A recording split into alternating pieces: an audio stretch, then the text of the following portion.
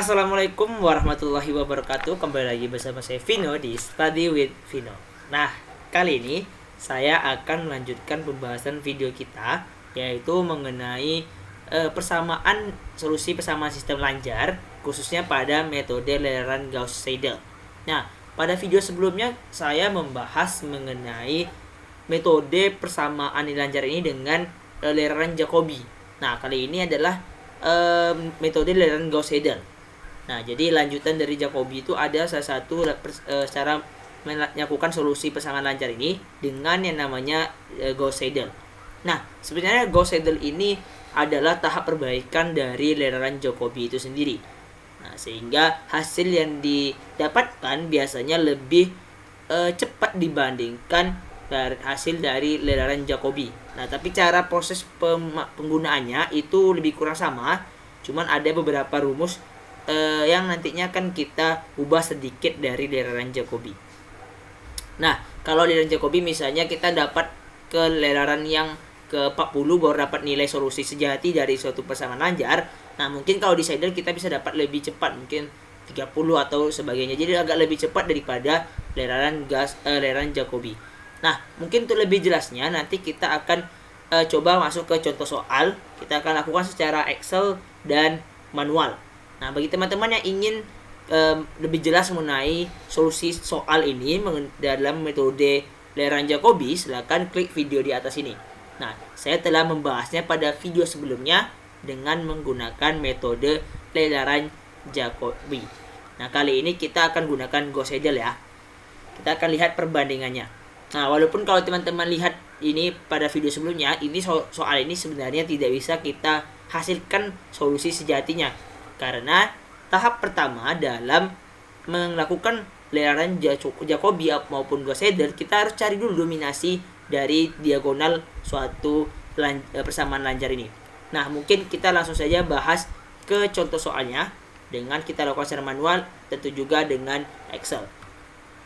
Oke, dengan manual saya telah siapkan di sini adalah whiteboard saya. Nih, seperti biasa, kita harus yang saya bilang tadi, kita harus selesaikan dulu dia dengan menentukan apakah dia solusinya itu persamaannya itu konvergen atau divergen. Kalau konvergen berarti dia bisa diselesaikan. Kalau divergen dia itu tidak bisa diselesaikan. Yang kita cek hanya diagonal utama dari tiap-tiap persamaan ini. Nah, jadi yang persamaan pertama yang diambil X1, persamaan kedua X2, persamaan ketiga X3, dan persamaan keempat yaitu adalah X4-nya. Nah, caranya gimana? Kita ambil konstanta depan dari tiap persamaan tersebut. Jadi, X1 ini apakah dia dimutlakkan, apakah lebih besar daripada 1 ini kita dapat dari tiap-tiap yang ini ya. Yang dia tidak dicari. Apakah diagonal 1 ini lebih besar daripada ini? Tentu ini jawabannya tidak. Nah, atau yang persamaan keduanya. Apakah mutlak 4 itu lebih besar daripada mutlak 2? Kedua dapat dari ini ditambah dengan mutlak yang 3 ditambah dengan mutlak yang 5. Nah, jelas ini juga tidak sebesar, jadi dia salah. Lalu lanjut ke persamaan ketiga. Ada 3, 1, dan 6. Tentu ini juga tidak bisa kita selesaikan. Nah, ini juga kita cek lagi diagonal utama ini. Jadi solusi diagonal utamanya ya. Nih, solusi diagonal utamanya kita cek dulu solusi diagonal utamanya. Jadi kita cek solusi diagonal utamanya. Nah, 2 apakah lebih besar daripada 4? Apakah lebih besar daripada 7 dan 1. Nah, tentu ini juga tidak juga bisa diselesaikan. Nah, tentu ini sebenarnya tidak bisa kita cari solusi sejatinya 4, 1, 3, 6 sesuai dengan soalan tadi ini. Nih, kita tidak bisa menentukan solusi 4, 1, 3, 6. Tapi kita akan lihat bagaimana cara menentukan layaran dengan Gauss shader ini. Kita hanya perlu konsep pemahaman dari Gauss shader ini ya teman-teman ya, bukan dia itu dapat atau tidaknya, karena tujuannya sebenarnya kita ingin tahu apa sih bedanya dengan layaran Jacobi yang telah kita bahas pada video sebelumnya. Nah, seperti biasa, kita karena layaran berarti kita berukan R, dia tuh layaran keberapa. Nah, R0 itu X0 nya berapa, X1 nya berapa, X2 nya berapa, X0 lagi, salah, ini X1, X2, X3, dan X4. Nah, tapi sebelum itu, ini kan setelah kita tadi di soalnya dikatakan bahwa pendekatan awalnya berarti 0, 0, 0, 0. Berarti X1, S2, X3 nya di R yang ke 0 itu dia ada semuanya 0, 0, dan 0. Nah, biasanya itu ditentukan dalam soal ya. Nah, tapi sebelum itu kita harus cari persamaan dari nilai yang kita persamaan ini. Jadi, persamaan tiap X1 ini kita tentukan dulu. X1 sama dengan berapa, X2 sama dengan berapa, itu dengan memindahkan setiap ruasnya. Jadi, X1 itu baris pertama kita ambil X1, baris pertama untuk X1 berarti 14 dikurang X2, ini sama dengan yang Jacobi lakukan ya, sama. Di Jacobi kita juga mencari persamaan yang ini juga. Jadi pindah X2, X3, S4 nya pindah ke jadi negatif semua. Nah, untuk yang S2 itu ambil yang baris keduanya. Jadi S2 sama dengan 51 dikurang 2X1 dikurang 3X3, jadi 21, 3X3 dikurang 5X4. Nah, karena tadi S2 nya punya konstanta depannya, maka dia dibagi dengan 4. Nah, X3 nya juga demikian, kita ambil baris yang ketiga, berarti 61 kurang 3X1 dikurang X2 dikurang 6X4 dibagi dengan ini 4. Nah, X4 nya juga demikian, kita dari sini ya, X4 berarti 38 dikurang 4X1 dikurang 7X2 dikurang X3. Nah, dibagi dengan adalah 2. Nah, oke. Selanjutnya baru kita masukkan ke yang ini tadi, layaran yang ini tadi. Nah, di layaran ke-1, nah ingat di sini adalah tahap awal kita menentukannya. X1 tadi kita lihat lagi persamaan yang telah kita jadikan ini tadi. Nah, berarti 14 dikurang X2. X2-nya adalah nilai yang ini. Itu sudah ya. 14 dikurang X2-nya berarti 0. X3-nya juga 0. X4 juga 0. Berarti nilainya adalah 14. Nah, jadi di X1 nilainya adalah 14. Nah, X2, nah di sini letak perbedaan antara Gauss Seidel dengan Jacobi. Kalau di Jacobi untuk memasukkan nilai X1-nya, nah kita cari X2-nya berarti kan 51 dikurang dengan 2 dikali X1. Kalau di dalam Jacobi, X1 yang diambil masih X1 yang ini. Nah, kalau di Seidel, X1 yang kita ambil ini adalah X1 yang telah kita dapatkan. Nah, pada R1 kan X1-nya telah kita dapatkan 14. Nah, nilai 14 itulah yang kita masukkan. Nah, jadi nilai yang sudah didapat tuh langsung dimasukkan, bukan patokannya lagi yang atasnya. Kalau di Gauss Seidel, kalau mau cari R1, berarti patokannya R0. Mencari R2, patokannya R1.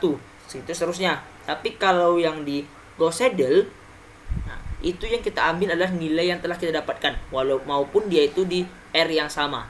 Jadi R yang sama itu langsung aja kita masukkan 14-nya. Nah, karena X3-nya belum ada, berarti otomatis X3-nya masih 0. 3x3 nya masih yang 0. Nah 5x4 itu juga masih yang 0 karena x4 nya masih 0. Berarti ini lalu dibagi dengan 4. Hasilnya adalah 51 dikurang 28. Kita coba pakai kalkulator ya. 51 dikurang 28. Nah, itu dibagi dengan 4. 51 dikurang 28. Nah, 23 dibagi 4 berarti 5,75. 5,75. Nah, berarti X2-nya telah dapatkan. Nah, otomatis di X3 berarti 61 dikurang 3x1. Nah, 3x1 kan sudah dapat nih, berarti masukkan lagi 14. X2-nya sudah didapatkan, berarti masukin 5,75. Nah, dikurang dengan 6x4. X4-nya karena dia masih 0, berarti kita masukin. Dibagi dengan 4. Nah, hasilnya adalah kita cari nih 61 kurang 3 kali 4 12 42 kurang 5,7. Oke. 14 kali 3 42 berarti 61 kurang 42 kurang 5,75 dibagi dengan 4. 3,3125. Berarti ini 3,3125. Nah, berarti X3 123 nya sudah dapat nih. Berarti otomatis nilai X4 tadi, nilai X4 tadi 38 dikurang 4x1. Ini berarti 38 dikurang 4x1 nya tadi 14. Nah, dikurang 7x2. 7x2 nya berarti 5,75. 5,75. Nah, dikurang X3. X3 nya tadi adalah 3,3125. Nah, itu dibagi dengan 2. Dengan 2 ini hasilnya adalah negatif, karena kan 4 kali 14 saja sudah 56. Nah, ini negatif dia. Berarti kita coba ya, 57 kali 5,75 40,25 ya, ingat 40,25. Oke. 38 kurang 56 kurang 40,25 kurang 3125. Nah, berarti dia dibagi dengan 2. Tuh 30,78 negatif 30,878125. Nah, berarti nilainya ini. Jadi gitu ya teman-teman, yang perbedaan antara Go Seidel dan Jokobi cukup yang sudah didapatkan di Seidel itu dia langsung dimasukin. Kalau Jokobi kan enggak, patokannya tetap di atas. Kalau ini dia walaupun di R yang sama, boleh kita ambil nilai yang telah ada. Nah, mungkin kita akan coba sampai kedua saja ya, biar mungkin teman-teman lebih paham lagi. Kita akan coba di R yang kedua. Di R yang kedua berarti ini adalah nilainya 14. Dia kan tadi rumusnya 14 dikurang X1 dikurang S2 S3 S4. S2 nya S3 nya berarti masih sama ya, 5,75 dikurang 3,3125 dikurang negatif tadi ya, 30,7815.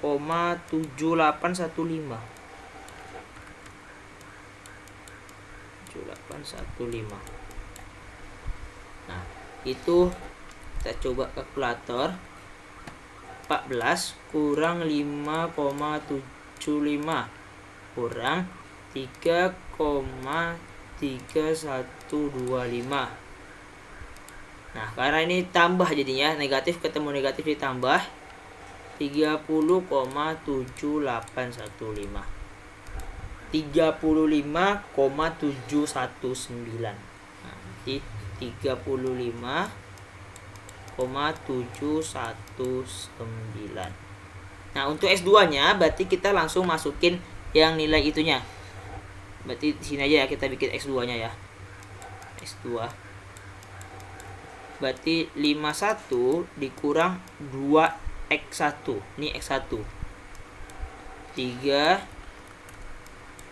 35,719 dikurang 3 kali X3. X3 nya masih yang ini 3,125 dikurang 5X4. X4 nya tadi ini negatif 30,7815 dibagi dengan 4, itu akan menghasilkan yaitu adalah 30,8828.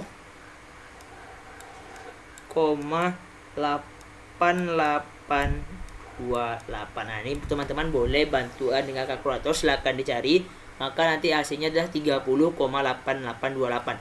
Mungkin lebih enaknya nanti kita coba di Excel, karena tujuan dari layar Jacobi dan Gauss Seidel itu dia menggunakan Excel, jadi lebih galak toleransi, galak perhitungannya itu lebih bagus dapatnya. Jadi kita tahu berapa layering yang kita penuhi untuk mendapatkan solusi sejati itu, apakah di layering 40, 30 atau berapa. Jadi galak toleransinya dapat dihindari sekecil mungkin.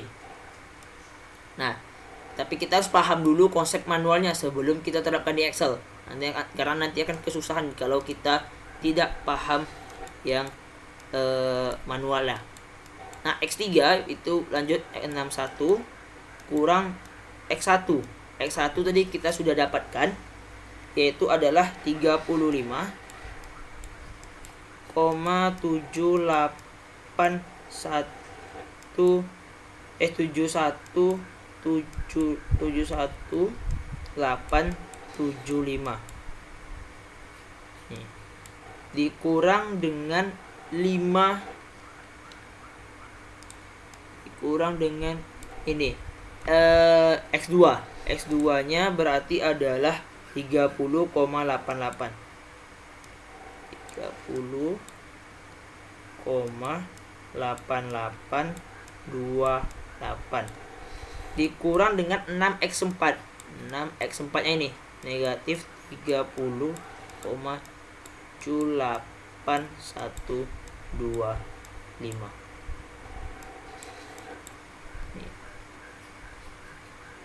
Oke, kita bagi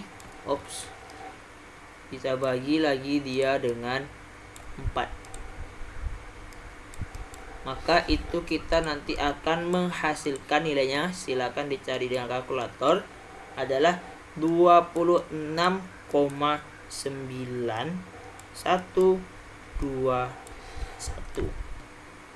Nah, untuk X4-nya kita lanjut lagi. X4 berarti nilai yang semua yang terakhir dapatkan 38 dikurang 4X1. X1 nya berapa? 35. Nih 35,719 aja langsung. 9 dikurang 4X1 dikurang 7X2. X2 nya ini 30,8828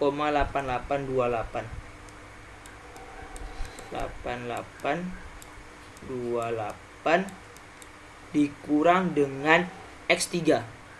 X3 nya yang telah kita dapatkan tadi 26,912 dikurang 26,9121 per 2. Maka hasilnya adalah negatif, karena jadi pasti negatif 173,9833. Nah, ini nanti kita akan coba cari pembuktiannya dengan bantuan Excel. Nah, sebenarnya kalau dia itu solusinya konvergen atau diagonal utamanya itu yang tadi terpenuhi. Jadi misalnya di dalam sini kan tadi ini kan dia tidak lebih besar nih. Nah, misalnya ini 10 lebih besar dari 1, berarti dia semua yang ada di ruas kiri itu, nih, itu dia kalau terpenuhi berarti dia ada solusinya. Nanti solusinya apakah dia sampai 4136? Nah, kita cari pada relaran berapa dia terpenuhi nilainya. Seperti biasa, tips dalam Excel, sebelum kalian buatnya, kalian harus besarkan dulu ininya, kolom-kolom di tiap R1, X1, X2, X3-nya. Tujuannya apa? Tujuannya untuk memperkecil kemungkinan adanya koma-koma. Jadi 4. Biasanya kan kalau makin kecil nanti dia nilainya makin itu. Jadi misalnya kalau kita isi 4,0 sekian ini, kalau dia lebih kecil nanti biasanya nilainya dibulatkan menjadi 4,0. Nah, ini. Nah, dia kan dibulatkan menjadi 4. Jadi ada kemungkinan dia harus kita besarkan. Oke. Nah, kita akan langsung saja di R0, X0, X0, X0. Solusi diagonalnya tadi kita tulis lagi di sini ya, biar kelihatan.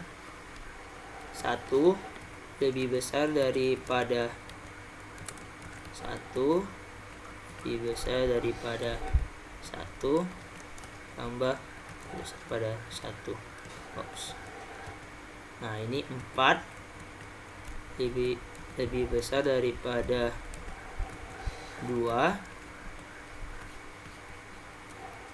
3, 5.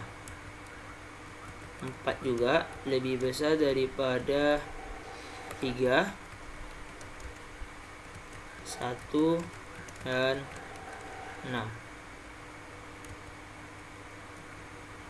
Ini berarti 2 lebih besar daripada 4, 7, 1. Nah, oke, berarti ini nggak ada solusi tadi ya.